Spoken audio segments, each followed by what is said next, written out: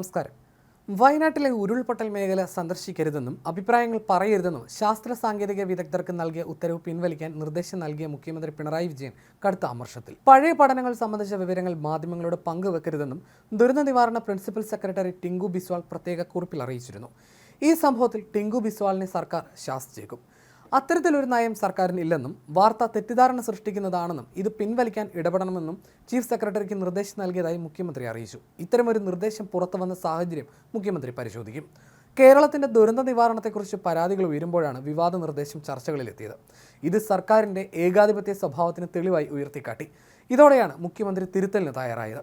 വയനാട്ടിലെ ചൂരൽമല, മുണ്ടക്കൈ മേഖലയിലുണ്ടായ ഉരുൾപൊട്ടൽ ദുരന്ത സ്ഥലം സന്ദർശിക്കരുതെന്നും ഇത് സംബന്ധിച്ച് മാധ്യമങ്ങളുടെ അഭിപ്രായങ്ങൾ പറയരുതെന്നുമായിരുന്നു ശാസ്ത്രജ്ഞർക്ക് നൽകിയ നിർദ്ദേശം. പ്രത്യേക കുറിപ്പിലാണ് ദുരന്ത നിവാരണ പ്രിൻസിപ്പൽ സെക്രട്ടറി ഇക്കാര്യം അറിയിച്ചത്. ദുരന്തബാധിത പ്രദേശത്ത് ഭാവിയിൽ ഏതെങ്കിലും തരത്തിലുള്ള പഠനം നടത്തണമെങ്കിൽ സംസ്ഥാന ദുരന്ത നിവാരണ അതോറിറ്റിയിൽ നിന്ന് മുൻകൂർ അനുവാദം വേണമെന്നും ടിങ്കു ബിസ്വാളിന്റെ കുറിപ്പിൽ പറയുന്നു. ഈ നിർദ്ദേശങ്ങൾ ശാസ്ത്ര സാങ്കേതിക കൗൺസിലിന് കൈമാറിയതോടെയാണ് വിവാദം തുടങ്ങിയത്. സർക്കാരിന്റെ വെള്ളപൂശാൻ നിയുക്തരായ ഉദ്യോഗസ്ഥരും മാത്രം സംസാരിക്കാനുള്ള നീക്കമായി വ്യാഖ്യാനിച്ചു. ശാസ്ത്രജ്ഞരും ഗവേഷകരും മിണ്ടാതിരിക്കണമെന്ന നിലപാട് ചർച്ചയായി. ഇതോടെയാണ് മുഖ്യമന്ത്രി ഇടപെട്ടത്.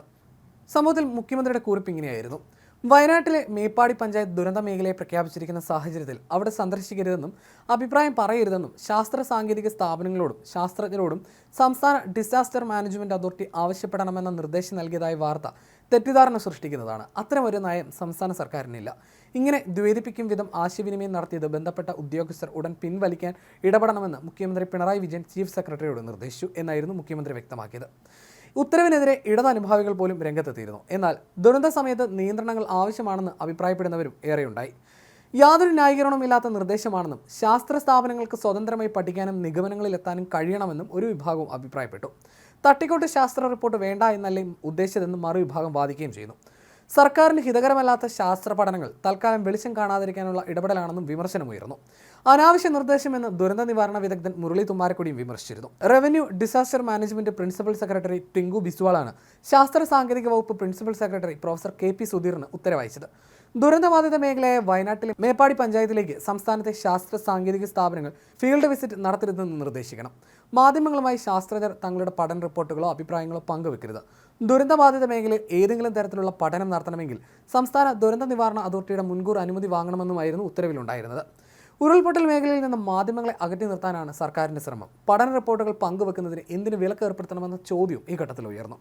ദുരന്തത്തിന്റെ ശാസ്ത്രീയമായ കാരണങ്ങൾ വിലയിരുത്താൻ പഠന റിപ്പോർട്ടുകൾ അനിവാര്യമല്ലേ എന്ന ചോദ്യവും ഉയർന്നു. ഉരുൾപൊട്ടലിനെക്കുറിച്ച് മാധ്യമങ്ങളോട് സംസാരിക്കുന്നതിൽ നിന്ന് ഉദ്യോഗസ്ഥർക്ക് സംസ്ഥാന സർക്കാർ നിയന്ത്രണം ഏർപ്പെടുത്തിയെന്ന് ടൈംസ് ഓഫ് ഇന്ത്യ നേരത്തെ റിപ്പോർട്ട് ചെയ്തിരുന്നു.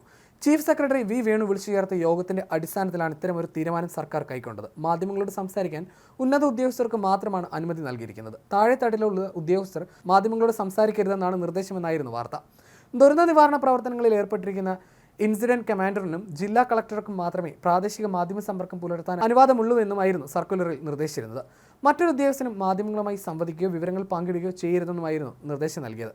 എന്നാൽ ഇതാണ് പിന്നീട് വിവാദമാവുകയും ചെയ്തത്.